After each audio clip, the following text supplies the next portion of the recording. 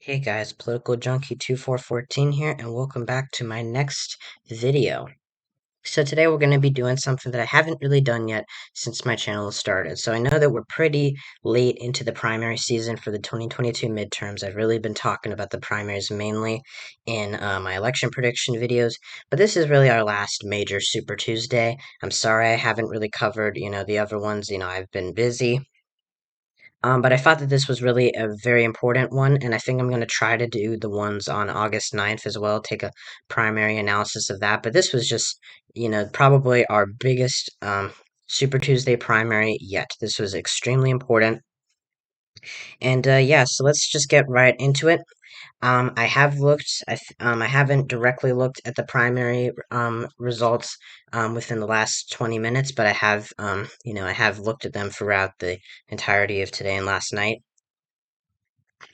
Don't worry though, I haven't been looking at them for the whole day. Um, so today what we're gonna do, we're gonna go through this on CNN.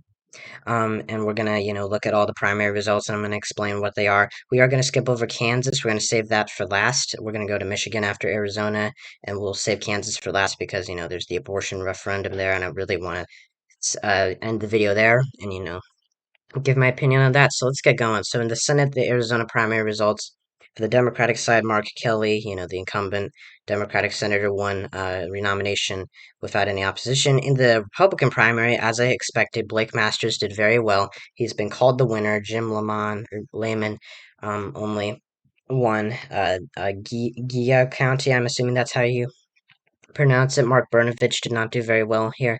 As I've said, Blake Masters, I think, is a really bad candidate. The polls in Arizona haven't been very good for the Republican Party, or for the Republican Party since for 2022's governor and senate elections in Arizona, but they're obviously going to come pretty close. I think that the Blake Masters being such a controversial candidate, he said, mass shootings are because of black people. He's funded by he's funded by this businessman Peter Thiel, who says that women should not be given the right to vote, and believes that the U.S. is not a democracy. Yeah, I'm not gonna give my personal opinion on that, but I'm sure you can probably guess. And I want to, say that Blake Masters is probably going to lose to Mark Kelly. I think that Democrats' chances of winning the seat have gone up. I've consistently had Arizona as a blue state. You may say that, Biden won it by 0.3%, so how can Mark Kelly withstand that in a redder national environment? Well, he won by 2.3%, so he has a lot more room to fall. Martha McSally was a really bad incumbent for Republicans. It was not very reasonable for her to run again. I think that she should have just, been appointed and, decided not to run, because she lost to Kirsten Sinema also in 2018. So, she's not running again, and I think Masters is probably a better candidate than McSally. This is not going to be a blue wave year or a red wave year. It might be a slight red wave, but not in the Senate. I think Democrats will currently retain control of the Senate. Excuse me, I'm sorry. In terms of the excuse me, I gotta silence my phone so that there are no texts coming on. They're coming up. I have my iPad in here, so you might hear a ding or two, but don't worry about that. In the governor's primary for Arizona and on the Democratic side, Katie Hobbs, who's the current Secretary of State, she won overwhelmingly. Not a big surprise here. On the Republican side, this is a race that's really, really, tightening. Last night we started out with Maricopa County being the first to report its results. Karen Taylor Robeson was leading by 5 points in that county, and now it's just shrunk to a 0.8 percent margin for her. It's there's 80% of the vote in. It hasn't been the results haven't been updated for a while. But I'm pretty sure Lake is not. She is currently ahead right now, but Karen Taylor Robeson is just 1.8% behind her. I kind of called it here with it being so close. Even though Carrie Lake was doing so well in the primary, or in the primary polling, and then we had that Emerson College poll. That was Emerson College is pretty accurate in Arizona. If you don't know, Doug Ducey was expected to win by 15 in 2018. He won by 14. Biden was expected to win by 2 in 2020. He ended up winning Arizona by 0.3. So there was a little bit less, there's a little bit more bias towards the Democratic Party in 2020. Um, but let's be real, a lot of other pollsters fought that, or, had that. There was also the Secretary of State race. It's still pretty close. I'm not exactly too familiar with this. This Trump-backed candidate, so I wanted, make this clear that this is, this has a lot of this primary night had a lot of implications for President Trump. And he had a lot of endorsed candidates. You had Blake Masters in Arizona, who's won his primary. Kerry Lake, who will probably win the primary, but it's still too close to call. And Fincham here for the Secretary of State race, who had Trump's endorsement, won overwhelmingly. And then there was this really interesting state senate district between Rusty Bowers and Farnsworth. I'm not exactly sure who Farnsworth is, but essentially, if you guys don't know, Rusty Bowers is the current Speaker of the Arizona House of Representatives. He testified before the January 6th committee, and he's a very religious man, very conservative Republican and Mormon, and he was basically, he was being pressured by Donald Trump to overturn the 2020 election results in Arizona, and he refused. He said, you're asking me to break my vote, and I will not break my vote. So that was really, what got this race so much attention. He clearly lost overwhelmingly. It's still pretty early on, with the results because Arizona didn't start reporting its results till 11 o'clock last night. But Farnsworth clearly has defeated him. Attorney General Hamada won. I'm not exactly sure who that is. Again, I'm not paying a lot of attention to races outside the governor or Senate races this year. House race is pretty much a clean sweep. Yeah, that's pretty much it. So let's go to Michigan now, where we got a lot more results in. So on the Democratic side, we have Gretchen Whitmer, who won 99.9% of the vote in her primary. If you're wondering why she only won that when she was running unopposed, there's probably some write-in ballots in here that they're not showing right up here. So that's probably why. But either way, she was expected to win the nomination. She has. In the governor's primary, Tudor Dixon, who got endorsed by Donald Trump, she has, made remarks about being pro-life even in cases of even in cases of rape or incest. And she is not a very good candidate. Of course, to go up against Gretchen Whitmer, I think Whitmer is going to win this race pretty comfortably. She was really endangered before James Craig pretty much had this nomination locked down. He was a Detroit police chief, I believe, or he was a Michigan police chief, and he's expected to do very well against Whitmer. She was already doing well in polling against him, come January of this year, but he got disqualified along with a lot of other Republicans on the ballot. So yeah, he was out, and Tudor Dixon's now the Republican nominee. Not a very good candidate, very far right. And yeah, and so there really wasn't a lot to talk about in Michigan except for a couple of races. Um, Stevens here. So Andy Levin. So if you guys don't know, Andy Levin is a congressman from Michigan's, well, I guess we can see here, Michigan's 11th congressional district. If that name rings a bell, it's because his father, Sander Levin, was a congressman from Michigan as well. He retired recently, but I think he's still alive. Andy is also the nephew of former U.S. Senator Carl Levin of Michigan, who's also a Democrat. I think he passed away sadly last year. I think it was July of last year that he passed away from I don't remember exactly what it was. I think it was cancer. Um and so Stevens, who I'm not particularly familiar with, let's look him up. Again, I don't know everything, guys. I apologize. I don't mean that in a mean way. Haley Stevens, okay. Yeah, I don't know everyone in the House. I know pretty much everyone in the Senate, who's in the Senate, but the House is a lot bigger, so forgive me. I'm not perfect. So Levin's gonna, has been forced out of this race. But the one that a lot of people were watching was the race between John Gibbs and Peter Meyer. Now, if you guys don't know, Peter Meyer, is the incumbent Republican congressman from Michigan's 3rd district. He's a freshman, won in 2020 by 6 points. He's a fairly moderate Republican. He was one of the 10 that voted to impeach Trump for in a second impeachment trial for the riot on January 6th. And so Trump hasn't endorsed his primary opponent, John Gibbs, who's this African American Republican. And this was a really close race throughout the night. They didn't call this until I kind of realized at a certain point, like when 99% of the vote was in on CNN, they hadn't called it officially for John Gibbs yet, but Meyer was down by like 3 points. He came very close though. Earlier, he was a lot closer to winning the nomination again or defeating Gibbs previously before.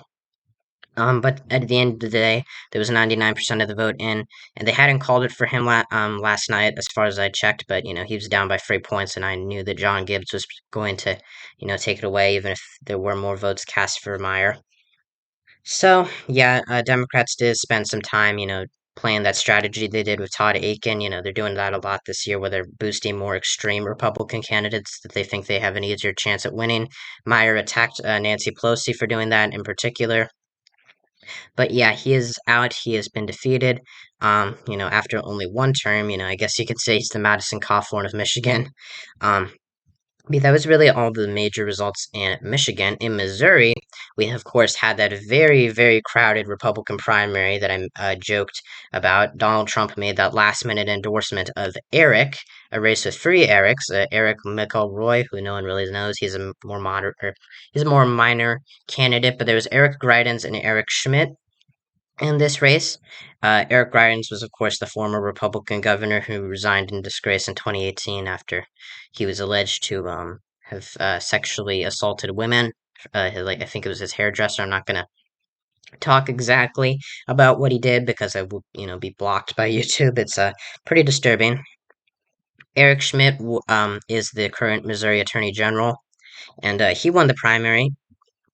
But essentially, Trump basically gave a dual endorsement to both of them on Monday night. He just, put out a statement endorsing Eric because he had already ruled out supporting Vicky Hartzler, and it was pretty clear that Greitens and Schmidt were the two frontrunners. Of course, Hartzler ended up doing better than Greitens, and that was mainly due to the fact that Greitens, was pretty unpopular. It was, a pretty controversial figure, and had, put out that rhino hunting ad that I've talked about so many times, and I expected Schmidt to win this primary. I think Trump, contrary to my video, I think that he did this, to, be safe, because he's losing in a lot of primaries, and I think he wants to keep his influence in the Republican Party, so he's, just, not endorsing anyone in particular, even though I think really it would have made more sense to endorse Eric Schmidt than anything. Of course, he will give his endorsement to him now, probably.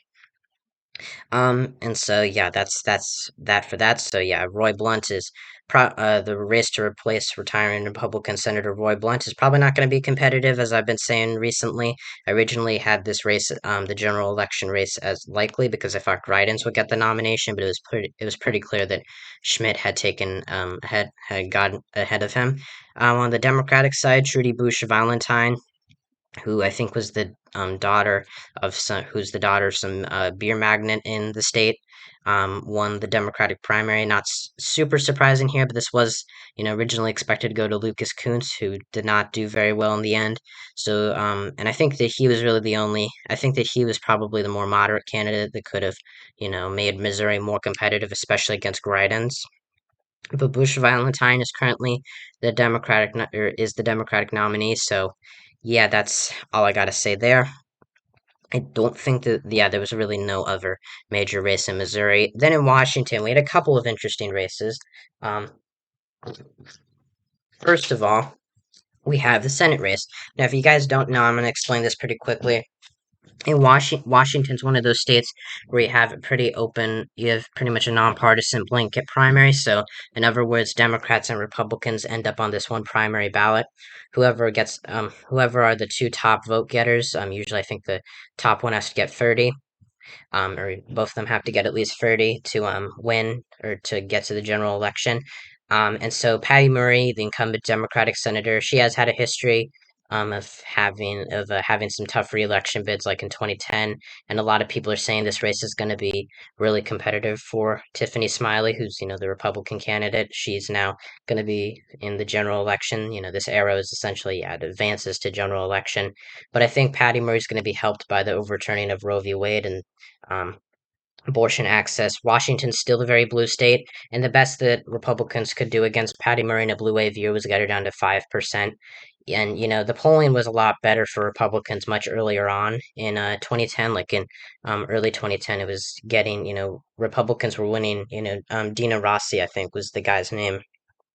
He was winning against Murray then in polling. Smiley has yet to lead in the poll. She even lost in her own poll sponsored by her own campaign. So Murray's going to do very well here in the state of Washington. I think she can win by a safe margin now. But it might be likely. And then in the other major races that we have the two Republican incumbents, Dan Newhouse and Jamie Hira Butler.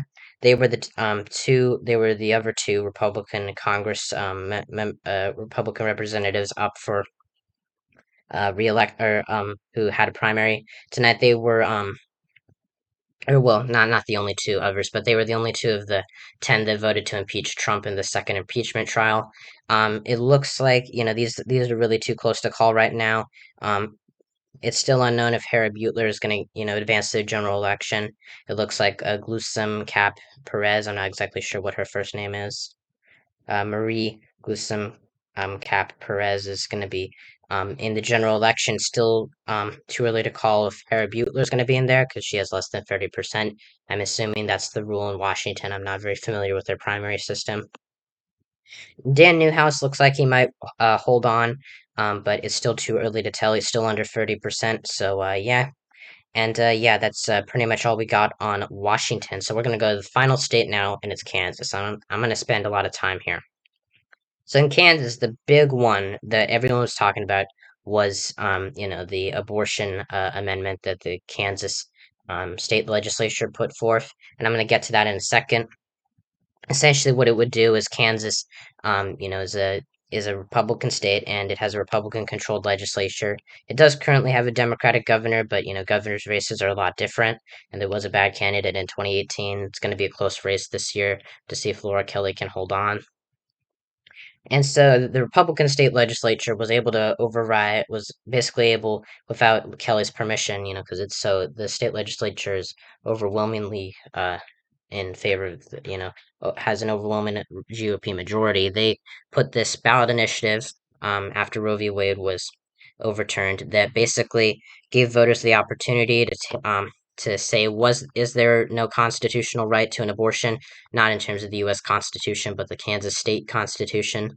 I'm not going to get too into it, but essentially what happened here was the no vote won. I mean, I will talk about this more in depth, but essentially the no vote is to say that there is a constitutional right to an abortion. The yes is to say there isn't. But we're going to get back to that because I'm going to talk a lot about that. The Senate Democratic primary results: Mike Holland won the Democratic nomination. This is a weird map for primary results, but he will be taking on Republican Jerry Moran, who's the current Republican senator who has swept in his primary. Look at this. This is an amazing result for Jerry Moran. Defeated his challenger. Last time I checked, she was leading in like a couple of these counties, but wow, Moran has just overtaken her extremely. Even in Wallace County, which I think was like 83% for far just a little while ago, now it's gone to 83% for Moran. Wow. So yeah, so Moran won big in this primary. He's a pretty, moderate Republican. Or well, I don't know if I'd say pretty moderate. He's not like a Susan Collins or Lisa Murkowski, but he is occasionally pretty moderate, or somewhat moderate. He did vote against the infrastructure bill and the bipartisan gun bill. So he is, pretty conservative, which isn't too surprising. But he's more moderate than the state's other senator Roger Marshall. And Moran does occasionally, vote with a Democratic Party. He voted for the veterans bill. He's one of the few Republicans who didn't decide to block it. Of course, that did pass though. The Democratic side for Governor Laura Kelly overwhelmingly won her primary. In the Republican primary, Attorney General Derek Schmidt won his primary overwhelmingly. Secretary of State Schwab. Let's look at this dude.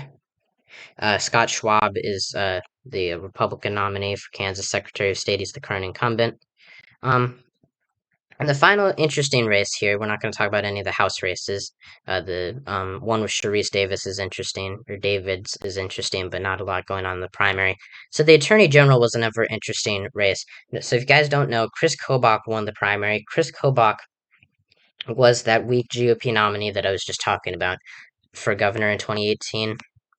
Of course, yes, it was a blue wave year. Kansas is traditionally, a Republican state. Sam Brownback was governor. He was a pretty conservative governor who put in a lot of a lot of historic tax cuts, and so he was very unpopular in the state. He only won 28 and 2014, a red wave year by about 4 points. So he was very unpopular even with Republicans in Kansas. He resigned earlier before his term expired. And the incumbent Republican governor, I think his name was Jeff Collier, he lost the primary to Chris Kobach, and Chris Kobach is pretty extreme candidate. He lost to Laura Kelly mainly due to vote splitting and also the fact that he was a weak GOP nominee and it was a blue wave year. So Kelly ended up winning by 5 points in this race.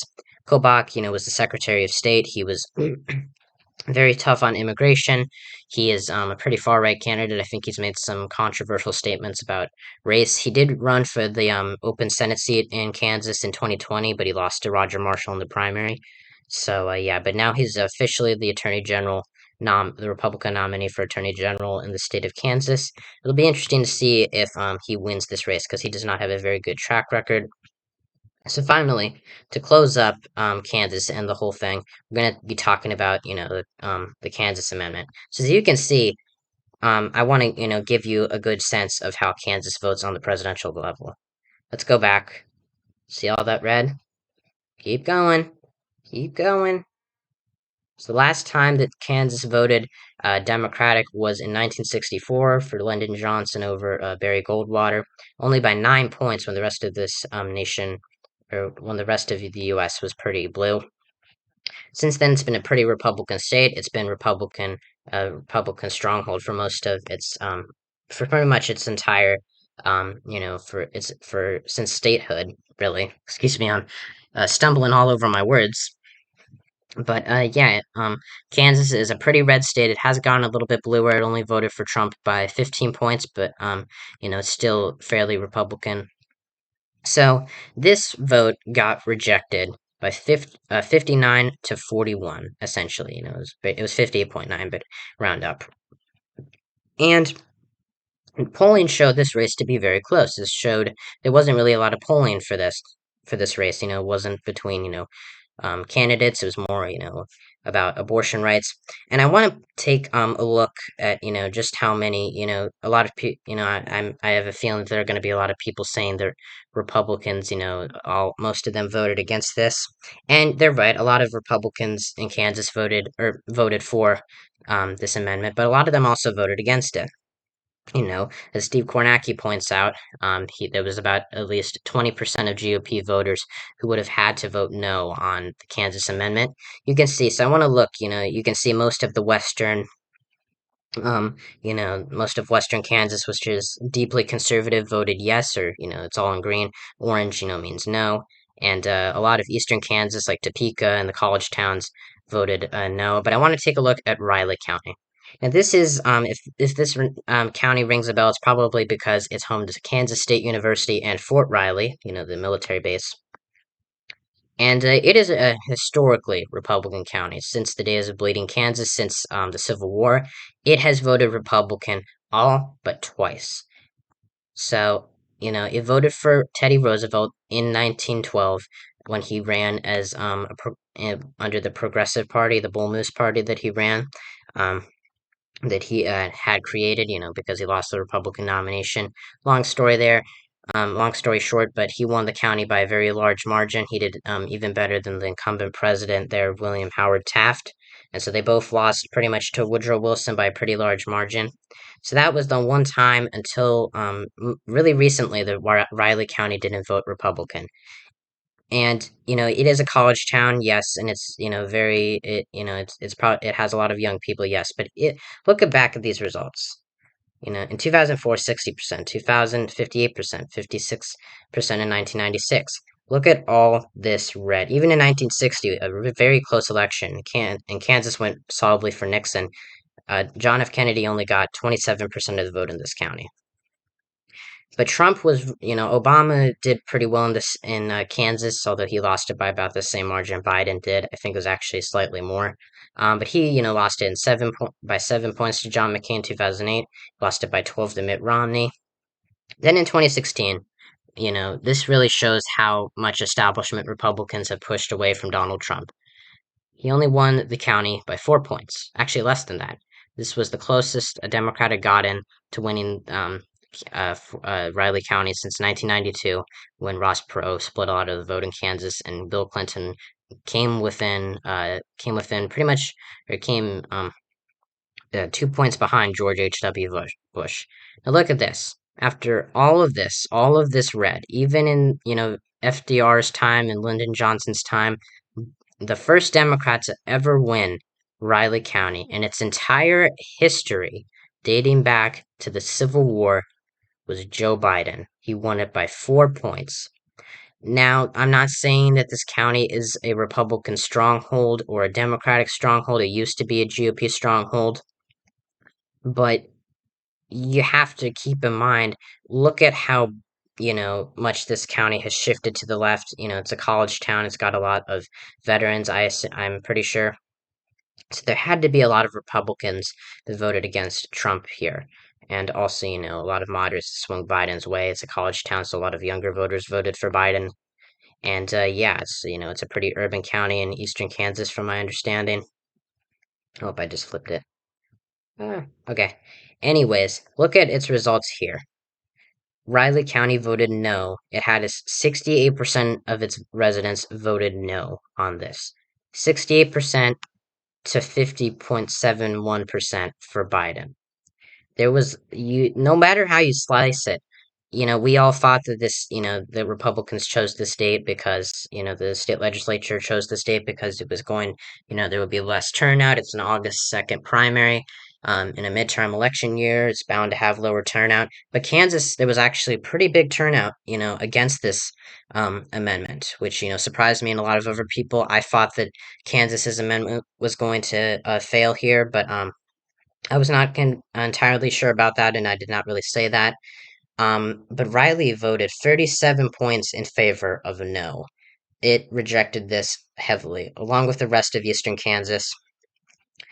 And, with a county that's pretty much a swing county now, and might go to Republicans in 2024, the fact that all those Republicans in a college town also voted against it, and, in a historically Republican county up until now, has voted against it, really sends a shock to the GOP. I said that this amendment, on Monday, on during my governor's prediction, that this amendment failing or succeeding could really change my view of Kansas's governor's race. I think it could really have had either implication on either side of of how it turned out. But I think this is a big boost to Laura Kelly and Democrats in Kansas. I'm not saying that they're 100% going to win it, but throughout my entire 2022 governor's election prediction history, I've had Kansas's governorship being lean R, lean Republican, and Laura Kelly, I think, would lose by like 3 or 4 points. This race is a lot closer now because of this, because I think that female voters are upset, especially in a state as conservative as Kansas. I mean, Kansas is historically Republican, not the most Republican state now by any means, but it's a pretty Republican state. And the fact that, you know, this amendment couldn't even come within 10% of winning says a lot. I'm not saying it's going to be a blue wave year or Democrats are going to hold the House, because I don't think they will. But I think the governorship in Kansas is now seriously viable for them. I didn't think it was going to be a blowout for Laura Kelly, but I thought that she was the significant underdog in the serious underdog in this race. I don't think that anymore. I'm not saying she's going to win, but this race is a lot closer. I think Derek Schmidt is a good Republican a good Republican to take her on, a very good candidate for the GOP, much better than Chris Kobach. But in an environment where it seems like Roe has affected a lot of these more recent, decisions, especially this one, the first time that abortion has been on the ballot in 50 years, and the first time since Roe v. Wade, or the first time since Roe v. Wade, but the real first time in 50 years that abortion's been on the ballot. And the Republicans, might say, well, Biden's approval rating's down 16%. Democrats, the history tells us the GOP is going to do better in the generic ballot come November. Okay, they might, but I still think that they're going to lose the Senate, and they might lose the Kansas governorship. I think this race is a complete toss-up right now. I'm not going to harp on it too much longer because I have other things to do, but I really do enjoy talking about this with you guys, and I find these results very, very, very interesting. Of course, even though the eastern portions of the state were reporting first last night, in case you weren't watching, there was 66% of people voting no on this. Of course, it only erode to about a 17-point victory, but that's saying a lot. Or an 18-point victory, pretty much. That's saying a lot for, Democrats in November. Kansas is not a particularly competitive state. I'm not saying it's automatically this really big swing state, but in a state that currently has a Democratic governor in a very vulnerable position, this is very good news for Laura Kelly, and this is good for Democrats all around. So thank you guys so much for watching this video. Hope you enjoyed it. I don't want to, seem biased, but I really needed to make a video about this. As you guys know, I have a bit of a liberal bias, but I try to be as unbiased as possible. Subscribe to my channel, like this video, share it, turn on notifications, check out my main, or my other channel, Interactor127, which is non-political. I used to post political stuff on there, not anymore. That's why I made this channel. So if you want to see some more of my videos or just hang out and have a good time, head over there. You can also check out my friend GrowlingZeus666's channel, my comrade on YouTube. Hopefully he'll be getting back to you guys soon. Anyways, thank you guys so much for watching, and I'll see you next time when I talk about all things politics. See ya.